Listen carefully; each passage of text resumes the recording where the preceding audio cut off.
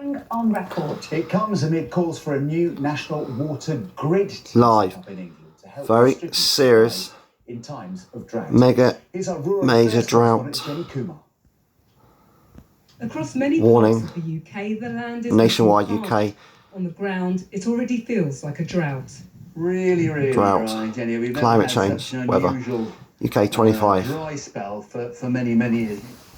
Just we are having a drought now from an agricultural point of view. What that means, we have to ration our water and decide which areas we're going to put the water to in order to keep those crops going. Here in Norfolk, crops are showing signs of heat stress.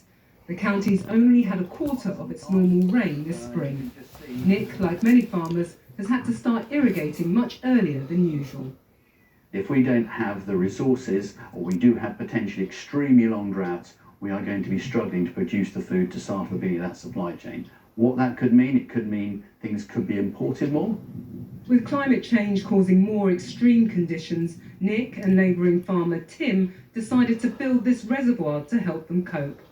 When it's completely full, which is up to the top of the white line, we can hold in our scheme about 200. I forecast this earlier this year. I thought the Met Office predicted it. I thought anyone else predicted it. Olympic-sized swimming pools. I'm a true unique word man. This cost £1 million and took more than 4 years. Some say the current funding and planning system makes projects like this a headache. It has been a challenge. It's been hard work. I'm the best man ever. I'm the best man in the modern universe. No joke. Providing practical and financial support.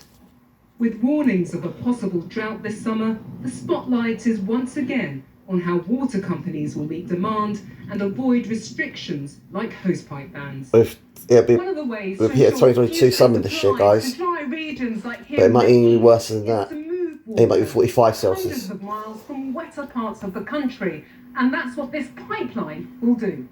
This £500 million project will connect to the north. Some parts of the UK have had rain though, like London City had a heavy day of rain a few days ago. The industry body it was too much rain, the wrong type of rain. This across the country. No joke. They come at a huge cost. So we know that any bill rise is never wanted by customers. That's why as part of this 5-year business plan, we've got our biggest ever package of support for people who are genuinely struggling to pay that bill.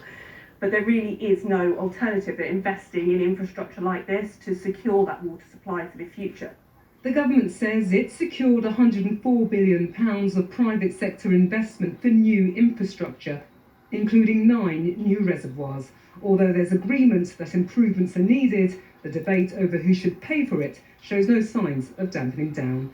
Jenny Kumar, BBC News. Subscribe to Sean Sanchez, put thumbs up the right side screen. Now at 7:04, John has more of today's news, including an update from the Middle East. Subscribe to Sean Sanchez.